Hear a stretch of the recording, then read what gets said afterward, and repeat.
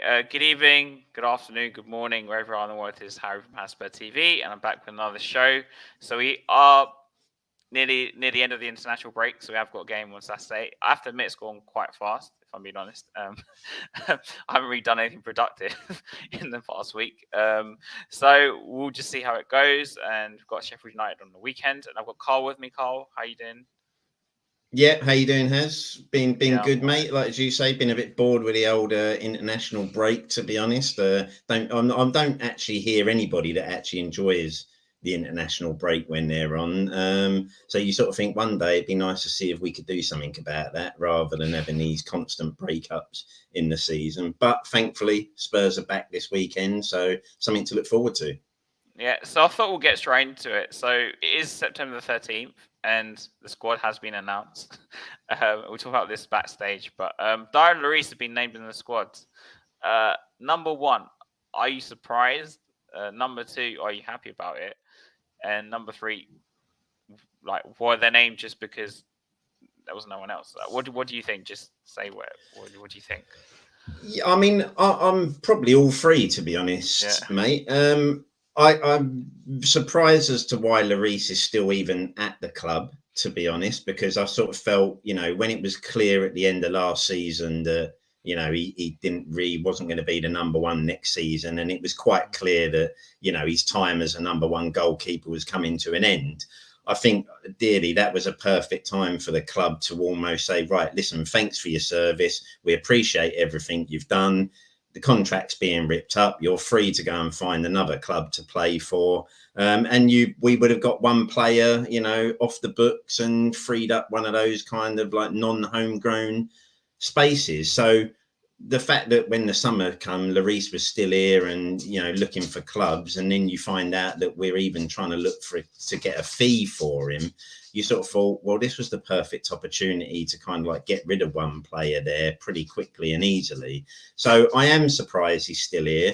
Even more surprised that he's been named in the 25-man squad, because I just feel, given the goalkeepers we've got there, it's just kind of a waste of a space, to be honest, having him registered. But it is what it is. I don't think we'll ever see him pour a Spurs shirt on again, to be honest. It would have to be a dire emergency situation, I think, where, all goalkeepers were injured and we were literally scraping around for a keeper. Then you might see Lloris get a game. So definitely surprised with Lloris. Again, Dier, I'm not so surprised about, because once he didn't go in the transfer window, then I think Angie's probably seeing him as one of those, you are a squad player. And, it might be that at some point in the season you'll feature. But given he wasn't even selected in the Carabao Cup, I thought we'd seen the last of Dier in a Spurs shirt, to be honest, because he hadn't even been included in any match day squad. Yeah. So you were sitting there thinking, well, the fact you're not even been in the match day squads proves that I can't see how you've got a future, because you can't have gone from starting centre back to suddenly not even in the match day squad. So I am surprised, to be honest, on both of those fronts, but I guess, the Lloris one surprises me a lot more than the Dier one, Really? that's for sure. Oh, okay. I think with Lloris, I don't know if you remember, Ange said some comments about Lloris helping out Vicario settle in. Not exactly, training him as such, but as in he wasn't like a toxic person around the camp. Yeah. So he was just being, because he's an experienced player at the end of the day, he was just helping the new players settle in, and like especially Vicario because he was a goalkeeper. On Dier, I'm actually more surprised because, like you said, he wasn't in any match day squads. He wasn't picked in any, even on the bench in the Carabao Cup. Correct if I'm wrong.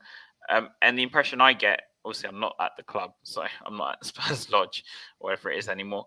So I can't say this, but is he not someone who's quite toxic? Do you think around the squad? Sorry, because one of my reasonings for not putting him in the squad, say ahead of Lloris, is that he might start causing problems.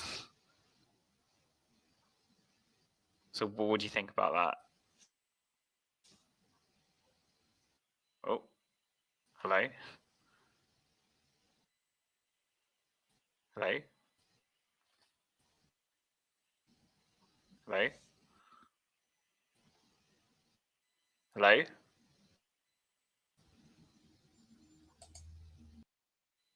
Oh, hold on a sec. Yeah, I don't know what happened there. Oh, okay. We'll talk about Dier and Lloris. So, for me, I don't think Eric Dier should have even been in the squad. I think he's toxic. He shouldn't be in the squad. So, why he was put in the 25-man squad, I do not know. Yeah, I don't know where Carl's gone. Something's happened to the stream. I don't know. What was that?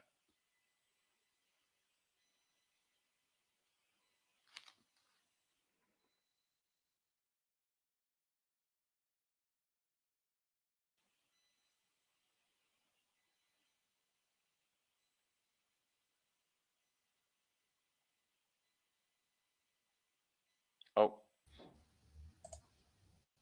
Yeah, I'm not sure what happened there. Are you back? Yeah, mate. Yeah, don't know what happened there. It's cut out all of a sudden. Can you hear me? Yeah, I can hear you now. Yeah, suddenly you froze and suddenly just okay. went. Yeah. Don't know. Yeah, cut out there. Sorry, mate. Dodgy Virgin broadband. That's what that is. All right. Well, I've got Sky, so it's not that much better. But I was saying with Dier, don't you think he's quite toxic to have around the players? I guess the trouble is we don't know, do we? I guess we don't know what he's actually like in and around the club. I mean, what we've seen of him in the past is kind of a reasonable, decent professional who, isn't going to be one of them that sulks and that. So I can't imagine he's somebody who's going around trying to stir or cause problems. But then that was when he was a major part of the team. It'll all depend how he feels now. If he's being frozen out and not even getting a look in, then how does he deal with that? What sort of person is he? Is he someone who's going to kick off and, like as you say, start trying to just little jibes here and there at the manager in people's ear to get them to sort of think, oh yeah, a bit out of order. But I guess because we're not in and around the squad, we don't know. I'm assuming that given the sort of man Ange is, I don't think he would have anyone around if he thought they were going to be a troublemaker. I think he would be like, well, I think he'd be saying to Levy, listen, we couldn't get rid of this guy, but I'm not having him in and around the players at all because I don't like what I've seen. So maybe he thinks, well, listen, I need to just keep this guy in the squad. He seems to be trying to just get his head down and fight for a place in the team. So we'll see how it goes. That's my hope anyway. Because reportedly Dier is going to see out his contract for next year and go on a free. That's what I was reading. So I don't know what his plan is for this season, if he's planning to try and get back into the squad. Another thing with Dier that I found quite strange personally was you saw his Instagram post before the captaincy was given, right? And he said next to his dog, "Hello, Captain." Yeah, he posted a lot of, I think it was on his story about him with the armband. So clearly he thought, in my opinion, he thought he was going to be the captain. Now, obviously, he wasn't named the captain, and we've had a consequence where he's not been in matchday squads, and etc. etc. And do you think he threw his toys out the pram? I'm not so sure. And again, the problem is we'll just never know, will we? Whether he thought he was a shoe-in for the captaincy, and when the realization came in that, well, actually, you're not, mate, and you're not even vice captain, and you're not even the third, backup captain.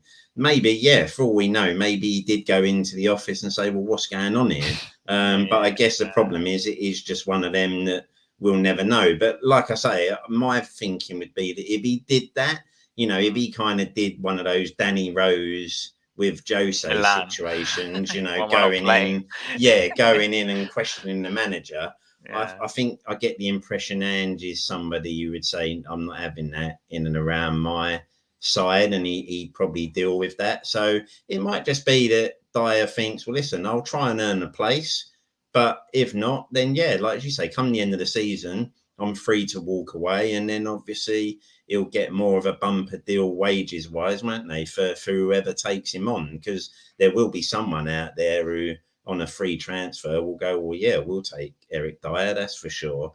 So maybe that's what he's doing. He's just thinking, well, obviously I didn't go in the transfer window, nothing came up that I liked. So I'll try and fight for a place, but if I don't get one, well, come next season I'll be departing on a free transfer, and then I'll see where the future lies.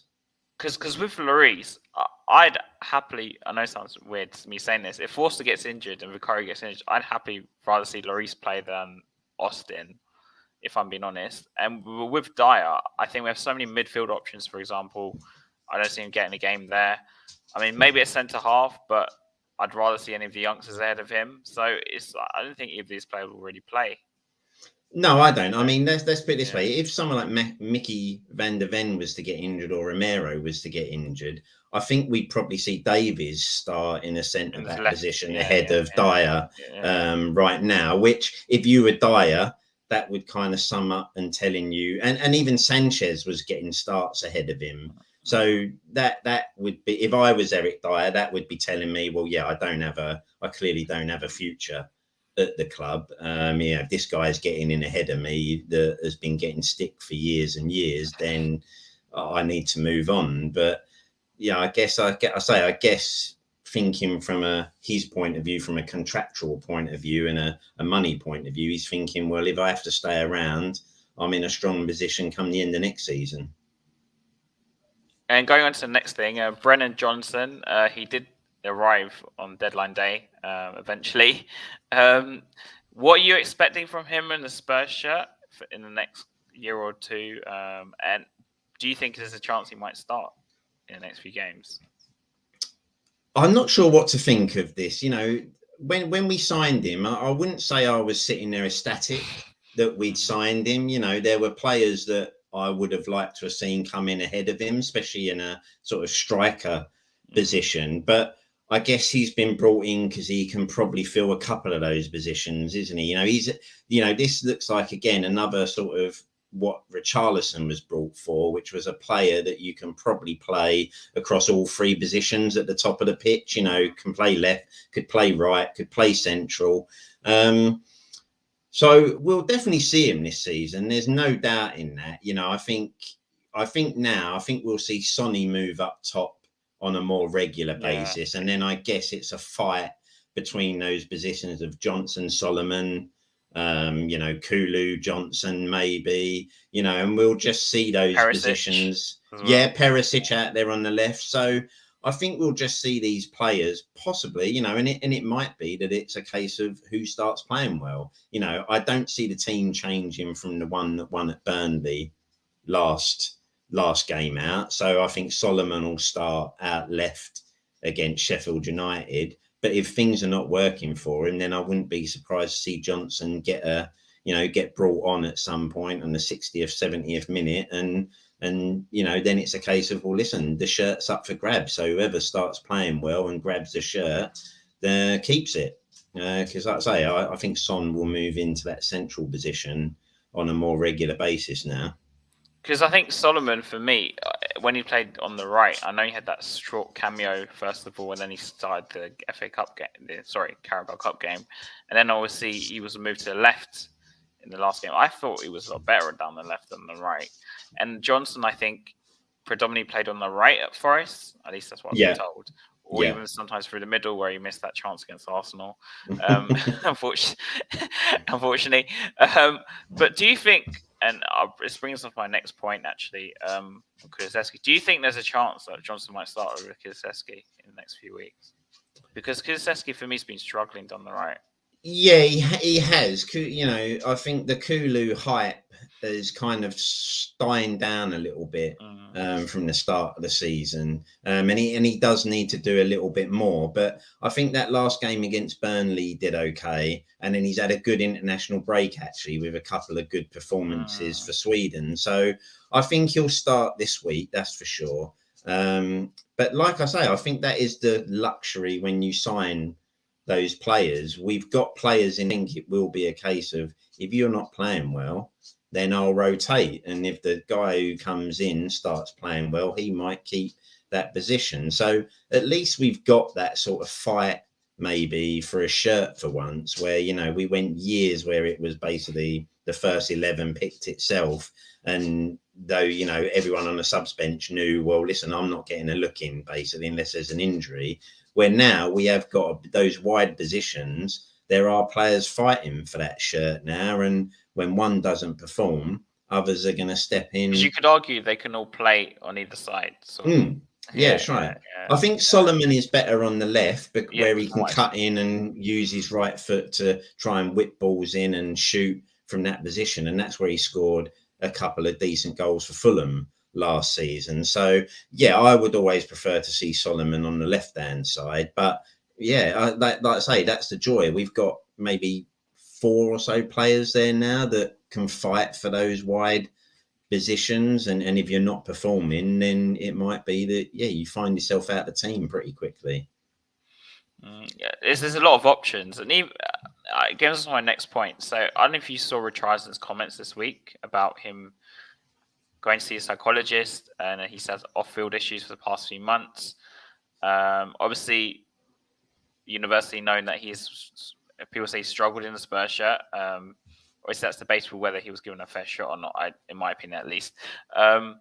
So he's made these comments in view of what Dele Alli said recently.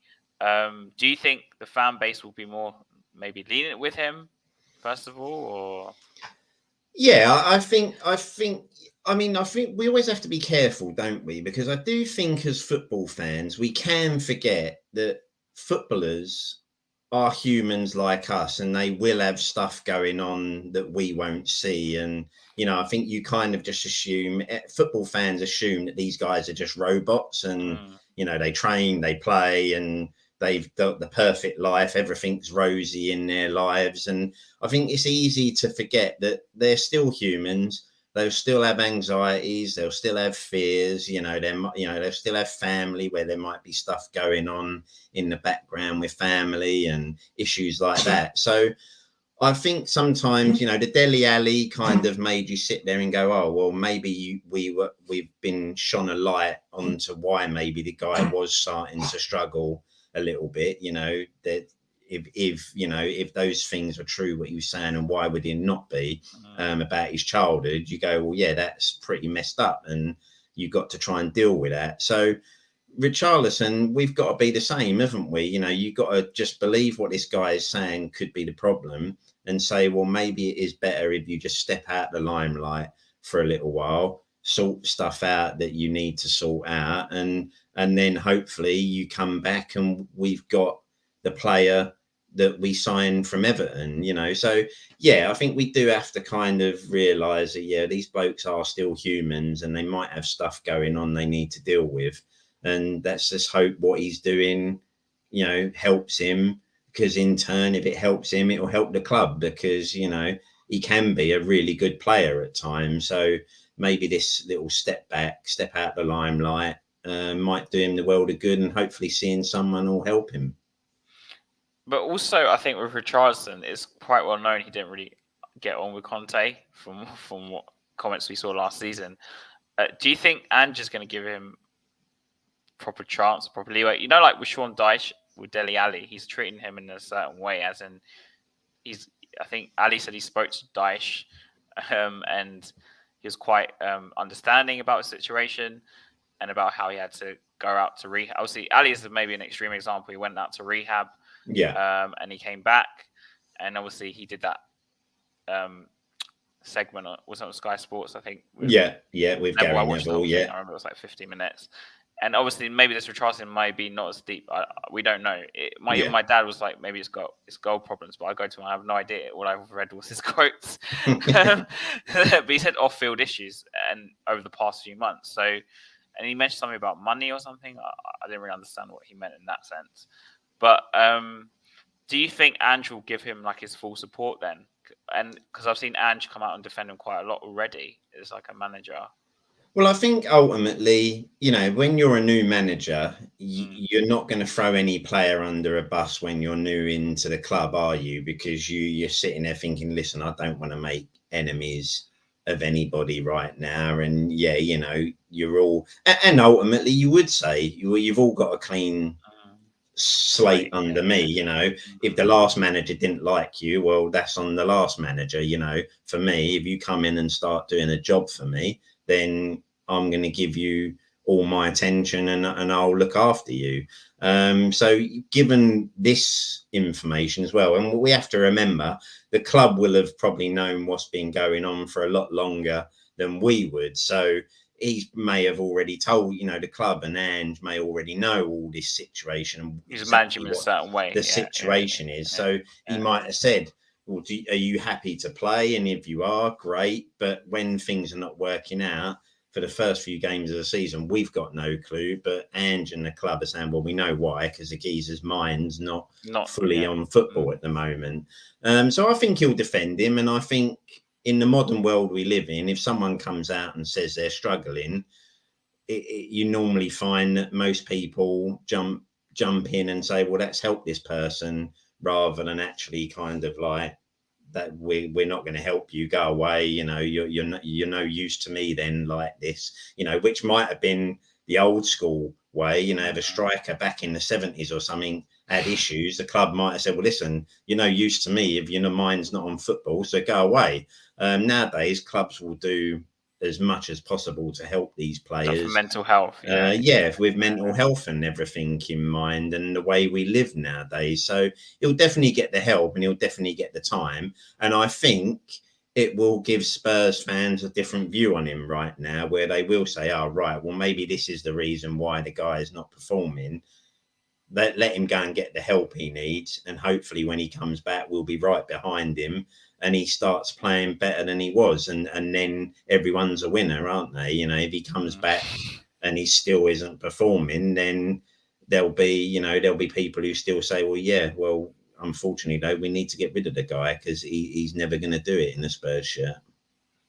But do you think, in light of this, because obviously Son is more than likely could be playing up top, I imagine, in the next few games, do you think he'll be on the bench still?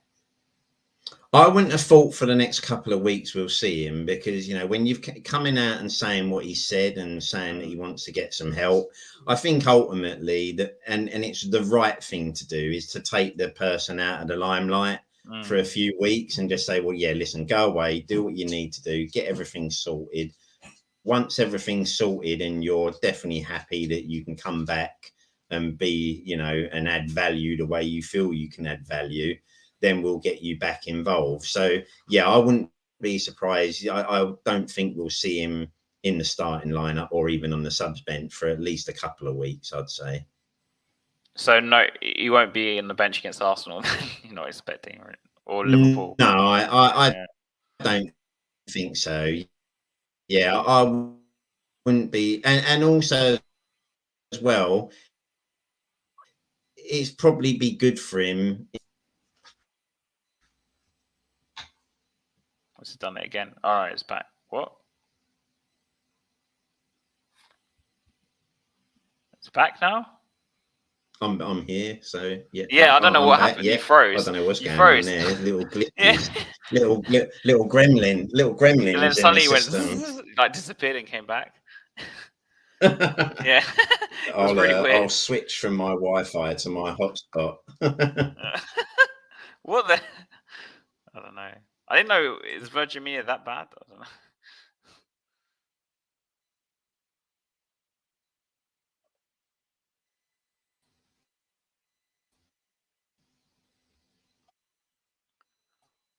No, he's frozen.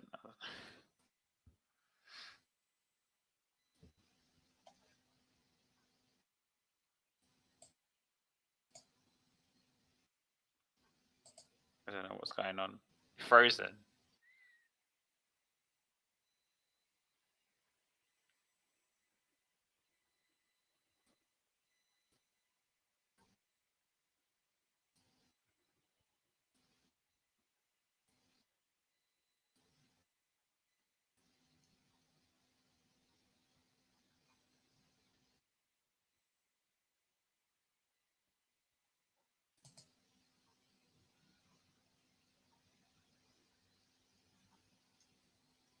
How about that, mate? Oh, all right. You're back now. I'm on a different network now, so hopefully that should be more stable, mate. Yeah, I don't know. Maybe you should call up Virgin Money. It's the Virgin, yeah, mate. I'll get on to them after this. Yeah, pain in. They're closing all their branches anyway. But anyway. Oh no, yeah, nightmare though, isn't it? Yeah. Anyway, so okay, we'll move on to Son now. So obviously you started last game. You got a hat trick. As we just said, he'd probably be expected to start, I think, up front against Sheffield United, along with I imagine the same front three. I mean, Yeah. maybe you do something different. I don't know. But do you see this as a long-term thing now, or would he just say give it a few games and then if he doesn't do well, put someone else in? Like maybe because obviously we saw how Richarlison just now, but maybe move one and play a false nine. The reason I bring this up is because I think we're on in the past when Kane's been injured, for example, he's come in and played up front for a few games and he's done the business. But I don't think we've actually seen him play, say, like a whole season as a striker. Do you think this is like a long-term thing? And do you think it'll work out? What do you think we need to get the best out of him? I think we need to move him up top because I think, and one of the reasons I say I think we need to move him up top is I don't think he adds the value out wide anymore that he used to when he first joined the club. I mean, it's very rare. I want to see my wide player take people on and kind of like go round people and run at people and run defenders into the box. And ultimately, Son has stopped doing that when he plays in that wide left position. Most of the time when he gets the ball, he ends up just looking back to the fullback and passing it back to the fullback or cutting it inside and passing inside. And you sit there and think, well, no, I don't want you doing that.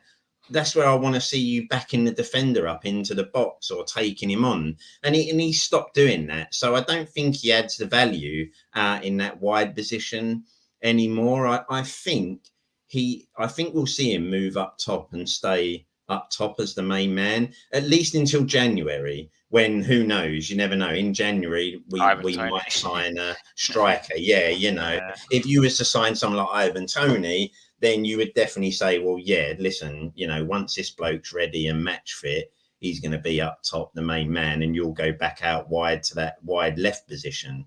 But right now, I see him. I think that game against Burnley and that hat-trick, I think cements that, well, actually, his best position for us now would be through the middle, where at least he does offer you that pace over the top, and he is a good finisher. So, he will score goals.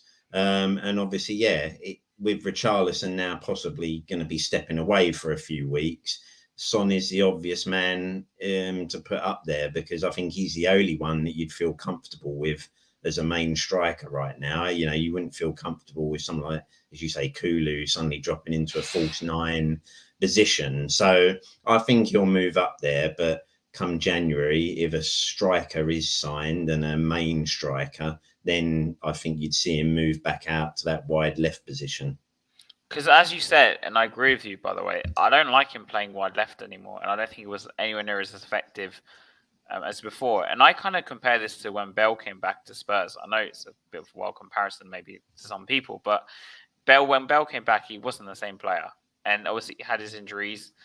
So like when Son had this injury and he had this operation, he's obviously relies on his pace. They both rely on their pace. Yeah. And he came back and he did score like quite a few goals, but most of the time they were off the bench or he would come on.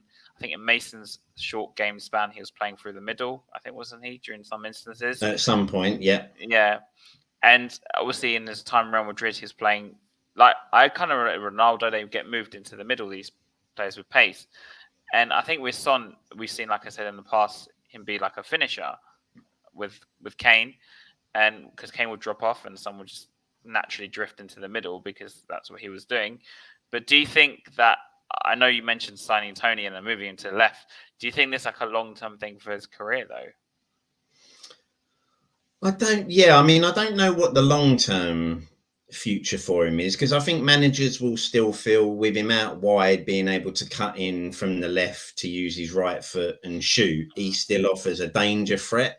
I just think, if I was picking a side, I want wingers that can run at people and take them on and push them back. Like I say, defenders who are getting pushed back into the penalty box, where you then as well have got a chance of maybe getting a penalty if you sort of like, wrong foot the defender and suddenly nip the ball past him.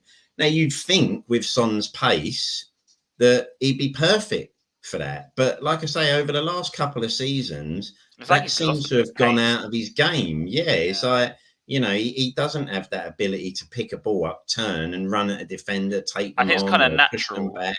because of his age as well. I mean, he's 30 plus. He's played like Kane constantly for the past 2-3 years without not much of a break, if I'm being honest. And it was always going to catch up to him, I think. But like I mirror it to Bale, because Bale or Ronaldo, people like to say Ronaldo, but I think that's a bit of a stretch. They were players who played wide, and then eventually in the later years they got moved into the middle because they still have the finishing ability, but they just don't have the same pace anymore. Well, I think we saw with Bale as well, didn't we? That he was scared. He reminds me of a bit like Sessegnon right now, where you always get the impression they're scared to actually sprint in case they suddenly pull up and pull a muscle, and you've got the impression that it was in the back of the mind there. I can't sprint because if I sprint, I risk pulling my calf muscle or thigh muscle or something. So he had to try to develop his game into more of a finisher. I don't think Son's quite there. I think he's still got the pace, but I think for us he'll be more lethal through the middle, where he'll probably be given license to roam, won't he? It's like, listen, you start in the middle, you are the main man, but if you drift out wide into those wide positions, then fair enough, and you've still got a reasonable bit of pace to be able to cause some problems, and we can look to push teams back that way. Yeah. Okay, so obviously the transfer window did close 2 weeks ago, and I thought I'd just ask this to anyone who came on today. But thoughts on new signings overall and the sales? Because, I mean, Ndombele did leave in the end on loan to Galatasaray, and Sanchez went to Galatasaray too on a permanent deal. Obviously, first of all, because I'm in the camp where I didn't want Sanchez to be sold because we didn't have another centre half. I'd rather have had someone who was sort of senior still there.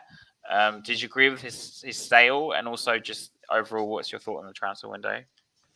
I guess the problem is we do need to shift these players, don't we? If there isn't a long-term plan, then we do need to get rid of Spurs are the only team, aren't they, that hang on to players for as long as they do when they're never going to figure in the first team regularly. You just go like, well, this bloke's been hanging around for 6 years. It was always like Lamella, wasn't it? He was always managed to hang on 7 or 8 years when it was like, oh, this guy should have gone like 3 or 4 seasons ago.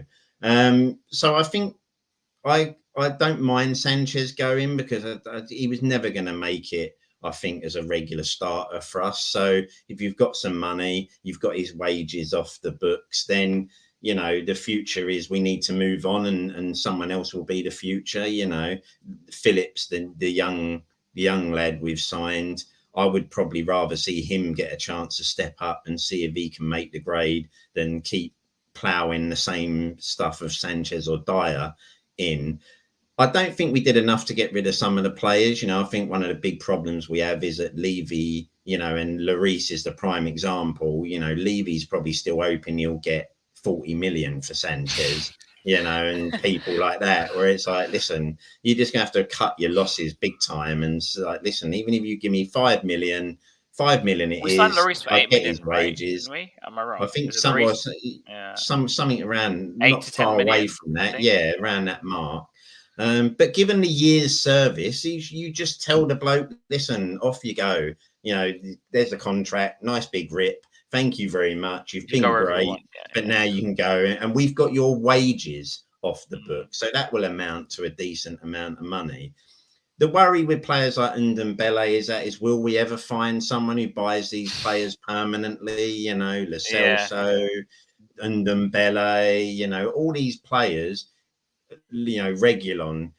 It's great going out on loan, but at some point we actually need to get these guys off the books. His loan's quite interesting though, Carl, because apparently there's a break clause in January, so they can break he comes back. I think, or we can break it. Yeah, United have basically just signed him to cover Luke Shaw's injury, haven't they? And the fact that in January they might sign someone they really want. So that is a weird signing altogether. And ultimately, then you do sit there and sort of say, well, why would you give a rival a player that helps them boost their I know that's what I didn't get cover either. a position. I'd be turning around and saying, sorry, do one. Like, if you're struggling for a left back, better for us, and I'd rather keep him in the reserves, mate, than let him help you out. But yeah, so the players out, I think we could have done a lot more and a lot better to try and get some of these players off. But I'm not, there's probably stuff goes on behind the scenes that we don't know about. And also, if a player doesn't want to leave, what can you do? If he's got a 4-year contract and he says, well, I'm not going, I don't want to go Turkey. I don't want to go to, one of the America League or Germany. Then what can you do? You can't force the guy. Because Tanganga went away. to Augsburg on loan with a view to permanent or obligation to permanent if he meets certain requirements. Yeah. I think that's quite an interesting move for Tanganga because I thought he'd stay in the Premier League, and I thought there were interested clubs. Spence went on loan to Leeds, which I think we'll see how. I don't think we'll ever see him in a Spurs shirt. To be honest, I get the impression there must be an attitude problem there with him, and I would be surprised if we ever see him pull a first team shirt on. To be honest, because we were linked with Lloyd Kelly, and as the goal tweeted on one of his stories, he said that Spurs might go back in for him in January, which is quite interesting. Yeah. And Liverpool also are looking at him too. Yeah. He did have a big injury or something, and he's coming back. I haven't had a chance to ask my Bournemouth friends yet about him because I've got some people to YouTube with, and they might be watching now. Actually, big up to their channel. And I'll speak to Craig and something maybe, but ask about Lloyd Kelly because I don't really know anything about him. I just know that we were linked with him. But overall, the signings, so we've got Maddison, obviously we've got Vicario and Solomon, and Van der Ven, who I would think was badly needed, and obviously got a few out. Do you think it's enough there to get in? And what do you think is going to happen the rest of the season? Well, some of those signings, I mean, for me, Maddison will get player of the season. I'd already put money on that now. Come the end of the season, Maddison will get the supporters player of the season. And from what you've already seen of him, that is, an A-star signing. The only shame with that Maddison deal is we 4 years ago. him and Kane playing together, because what could him and Kane do to teams playing together? So, massive shame on that part, but great signing. Van der Ven looks a really good player at the moment, from what we've seen. Admittedly, he's going to be tested, and these games against Arsenal and Liverpool are going to really sort of put him under the microscope. And I wouldn't be surprised if we see a couple of games where you go, oh my God, he's been roasted inside out because of his age. He's young, but from what we've seen so far, I like the look of him. Him and Romero together seem reasonably solid. Vicario, we spoke before just going on, didn't we? And I like what I've seen. Don't get me, a lot of people, as you said, a lot of people saying, oh, everyone who was hating on him. I don't think anyone was really hating on him. There were the odd game where he did things that looked a little bit shaky, which, for a young goalkeeper, you kind of expect. He's only 26. So yeah, that's right. Goalkeepers don't really hit their prime till 30 plus. So, I like what I've seen. But again, I have to temper everything, even with Ange at the moment, where it's a bit like, it's we're 4 games in. We're 4 games in. And with these Arsenal and Liverpool games, the feeling I'm sure you've heard about very quickly. I'm sure you've heard about some fans saying we're in a title race. Oh, yeah. I mean, the ridiculous, absolute ridiculous talk, like title race. Like, oh, my God. Because of what happened with Leicester, they were only playing 1 game a week. And blah, blah. It's like...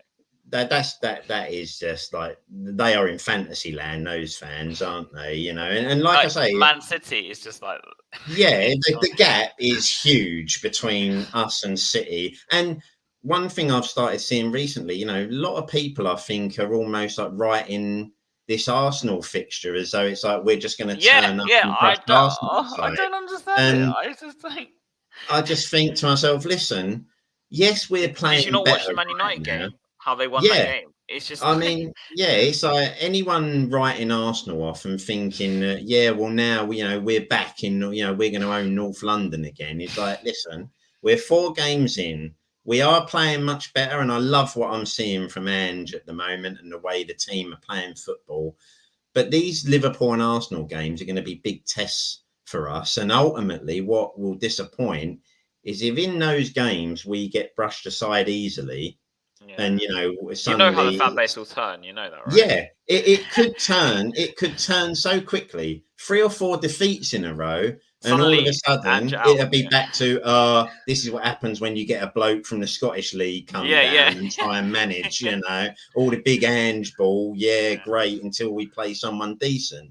So I think I'm of that opinion. I'm not going to get overly excited until maybe 10, 12 games in, and we really see where we are. And we've played a few of the big boys, and if we're giving these guys a game, like even if we lose to Liverpool and Arsenal, by like a goal, if it's only by 1 goal and we've given them a real good game where you're going, well, we was unlucky to lose that, then I'll be sitting there thinking, well, yeah, we could be going places. But if we just get brushed aside in those games, 3-0 convincing, and you're thinking, well, wow, we didn't even lay a glove on them. Then you'll be going, oh, well, are we really as far? Are we really as good as we think we are? So I think everyone is getting a little bit excited with the whole Ange stuff and where we are. Yeah. And it's like, listen, we're still only 4 games in. And let's be honest, if United turn up and had their finishing boots on in the first half of that game, they could have been 2 or 3 up and the game's done. And suddenly we've got a loss on our record. And again, you could be sitting again, well, as soon as we played a decent team, we've lost the game. But encouraging signs, that's for sure. And the new signings, they've all come in and done well. And, it is looking promising. I'm glad that finally we've got players that come out and talk positively about the manager as well. We've not had that for a long while. So that goes a long way. If you've got players on your side who will run through a brick wall for you, then sometimes even when you're not playing well, you'll get results. So it's looking positive. So also with Maddison, I just want to touch on something. I've been even more impressed with him watching him every week now than I was watching him with Leicester, because I guess you see him more close up. And obviously he scored his goal, which to me is trademark Maddison. Like, it was such a trademark Maddison goal. But I almost think that, and this is from someone who maybe thought he might not be the same player when he came from Leicester to Spurs. I always think he's got a better player than he was at Leicester. Yeah. Like, it's almost like he's taking more, maybe it's due to the vice captaincy, but he's taking more responsibility. I see him, as Danny would say, borrowing his words, mouthing off a lot of the players and the ref. I mean, it's almost like he's, and I compare this, unfortunately, people might not like this, compare this to Eriksen, who to me was very checked out of a lot of games. He wasn't as vocal. He disappeared for 40 minutes here and there. But for me, Maddison, hand on heart, I prefer him to Eriksen already. And Eriksen left 3-4 years ago, but I think he's a better player. Like, what have you thought Maddison? Obviously, you said A-star signing, but what have you thought of him so far in terms of... I'd agree with everything you said there. You knew we were getting a good player because of his stats last season in a poor Leicester side. They were brilliant statistics for them. But I'm like you. He's one of those players that when you actually get to see him week in, week out, you actually go, he's even better than I thought he was. I thought we were getting a good player, but this bloke's even better.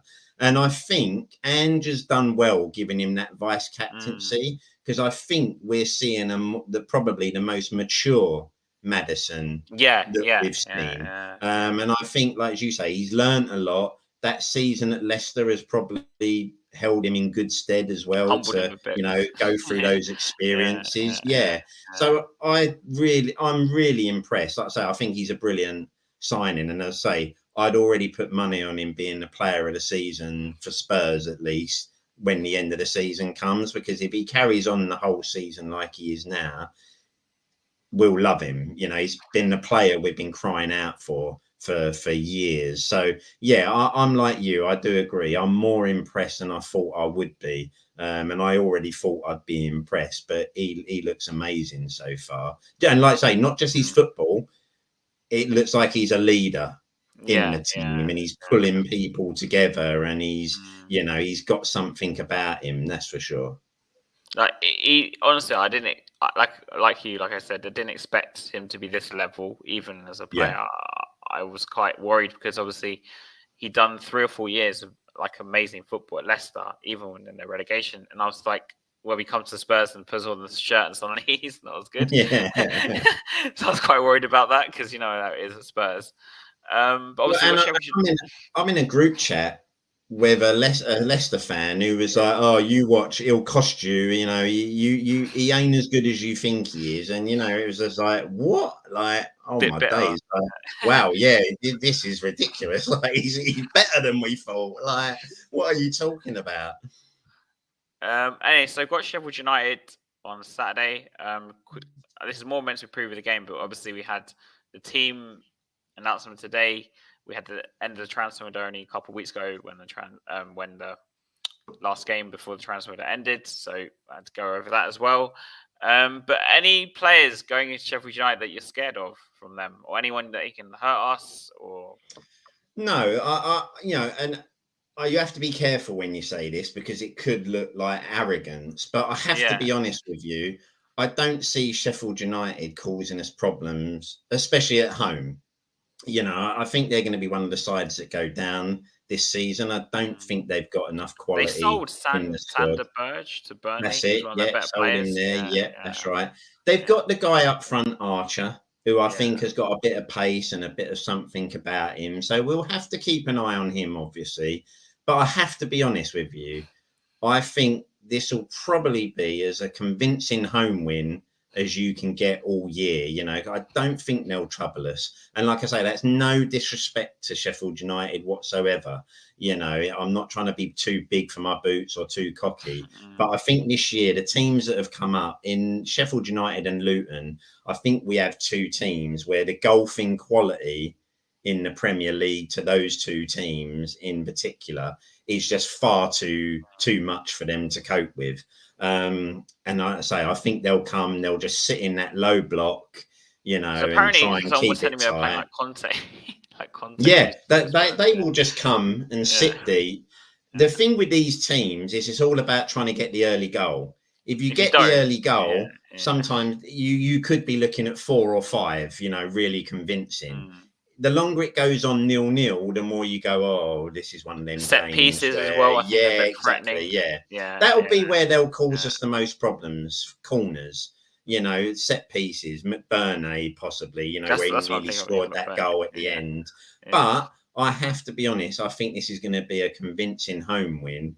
And I'd be more concerned about Sheffield United when we go to their place later in the season, because we're notoriously bad travellers sometimes, and obviously if it's a cold night in midweek up at Sheffield United, you never know what could happen. But at home, I think this will be as a convincing win as we'll have all season, to be honest. Because I obviously had Poch's last few games we drew 2-2 a few years ago. I remember, it's not like we've beaten them convincingly. For I can't remember. I think though they were a completely different team then, weren't they? That side that year they first come up, they were a brilliant side to actually watch. They had that almost Brighton feel about them, where it was like they played good football. This is a completely different Sheffield United side. Something Higginbottom. Higginbottom. Yeah. I mean, he even said before the season started, we don't have enough quality in the squad to cope. And I like I said, I do think in Luton and Sheffield United, there are two teams where you are seeing a massive gulf in quality. I think Luton, this is one of the fixtures, Luton away, I've marked as a potential banana skin because I watched them play their first game at home. It was on TV on that Friday night against West Ham. Yeah. And I know West Ham won in the end. But to play on that pitch, I wouldn't imagine it's quite comfortable. I think the Luton game, I tell you, that goes either one or two ways. A banana skin where we slip up to the odd goal, or we do what we did to Burnley and it's, 5 or 6. There won't be no in the middle. That game will either be a banana skin or a complete blitzing from our part. But at home, I think with the feel-good factor at the moment and the way we're playing, I just think we'll brush Sheffield. We'll have way too much quality for Sheffield United on the day. And just before we end the stream, any difference in the team lineup, do you think, from the following week? No, you can't, can you? When you win as convincingly and play as well as we did against Burnley, after maybe the first 10 minutes, then I don't think you change it at all. And I don't think he will.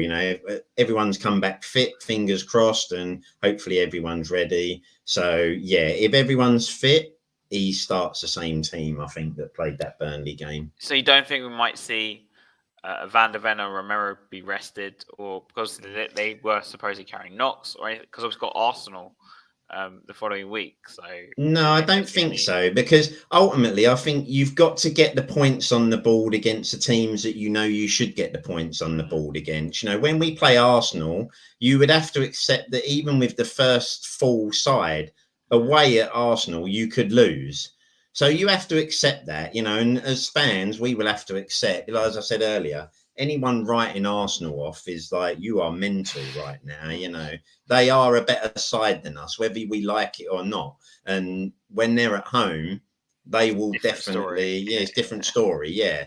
So for me, no good resting anyone against Sheffield United, because that is a game where we do need to get the points on the board. We can't afford slip-ups here, because yes, we might not compete with City, Arsenal, maybe Liverpool, but the rest we can. So you kind of accept that there's 3 teams you might not get anything against, but not many teams will.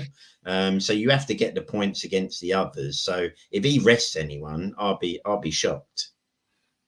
And it was because I always bring up because Van der Ven obviously he had a knock or something. And yeah, Romero, there was a bit of a suspicious thing about him not playing. He had a fracture or something. Well, he had the tackle, didn't he? It was a nasty tackle he received, but then ultimately, if you play the rest of the game, you kind of go, well, he's right. Can't have been that. Yeah, he can't. And the reason I bring this up is because reportedly Richarlison, I don't know if you know Johnny Ham. He was saying on a stream, and not just here, so not just like taking someone's work. Do you know what I mean? So apparently Richarlison's been playing injured. Now, obviously that's just from his sources. I don't know how true, and it might be true actually, because he limped off the other week. But is there a possibility that we might play players who should be not risked? Basically, that's what I'm trying to say. I guess it would all depend. Romero to me doesn't look like the sort of bloke who wants to miss a game. So if he comes back and says, listen, I'm fit, then I think he plays.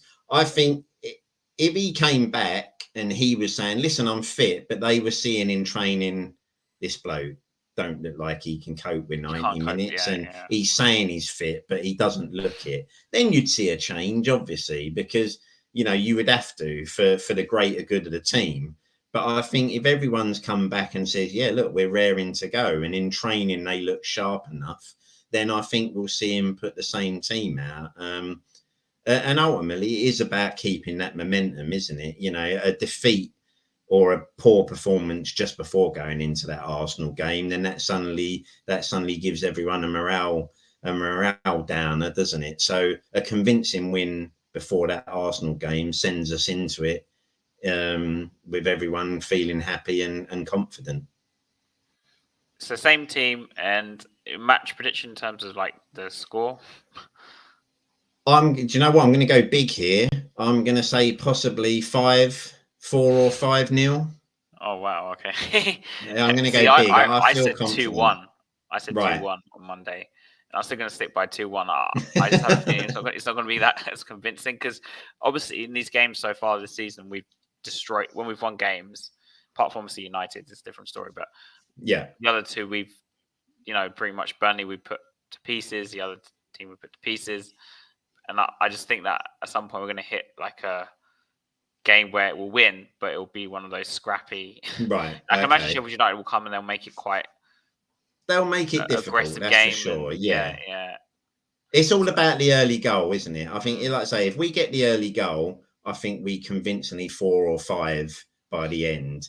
If by the 70th minute it's still 0-0, then your prediction of the scrappy 1-0 could come in. Thankfully, I'm not hosting on this Saturday, so if it's one of those games, then I don't have to go through the. Yeah. But so Carl, where can we next find you?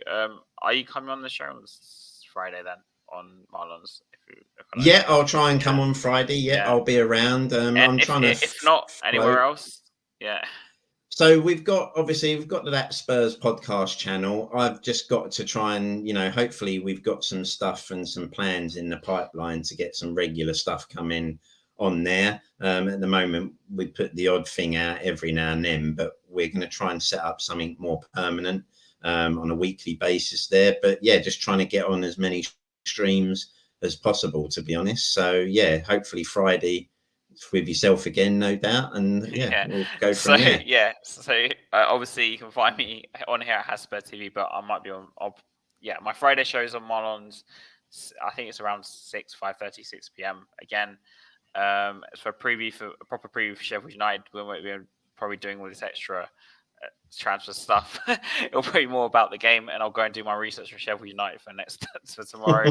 that'll be my research for tomorrow. And then we'll see, obviously, if there's any new injury news on the players in the next day or two. If you don't know, has Ange done his presser for I think they'll start doing them from tomorrow onwards. I think so maybe from Thursday, Friday. Something for his press or something. He might say something to us about Richarlison or something. Yeah, we might find some injury news out in the next day or so. Yeah, because he might say I might not want to risk this player or whatever. I don't know. And obviously the Celso stayed. Were you surprised about that, do you think? Or no, because again, I think another one of those players that you can't shift permanently, and didn't seem alone out there. And maybe he sees the Celso as the Maddison backup if Maddison gets an injury. So, but again, watch his space in January for that one, I think. And the Højbjerg, because Højbjerg was trying to leave too, and then looking at Conor Gallagher to replace him. Yeah, I would have just been happy to see Højbjerg out the door. Didn't need the Conor Gallagher one. And any other closing thoughts before we end the podcast? No, like I say though, just like I think from what I'm seeing, a lot of Spurs. It's a bit like we're almost going well extreme here. And maybe the only other observation from the week was that Spurs fans turning on Harry Kane. Oh yeah, I didn't worry his comment because I've already had enough streams talking about that, so I didn't want to talk about it again. But ultimately, I think any Spurs fan who turns on Harry Kane, given what he's done for the club, I think needs to have a look at himself in the mirror. At the end of the day, he was only saying what people was thinking. Yeah, that's right. It's just a repeat of Conte. He was asked how he's settling in and what the differences are, and he was being, listen, Bayern Munich expect to win every game here, and if they don't, it is a crisis where, if Spurs didn't win one or two, no one was losing their heads, were they? But you can't turn on the guy, what he did for this club, and, where would we have been without him? So just wish him the best, and just be thankful he didn't go move on. Yeah, that's right. Could have gone down the road, and how would you feel then? That could be a lot worse if he went to Arsenal. Exactly. Yeah. Because the Chelsea thing I think it was a real possibility if he left on the free. But anyway, on the free, But listen, he was asked a question. He was honest, but you can never turn on that guy. I'm nothing but love for Harry Kane still. Exactly. Exactly. Like you said, Maddison and Kane could have been something special. Unreal. Unreal. Yeah. So just leave come on you Spurs. Come on you Spurs.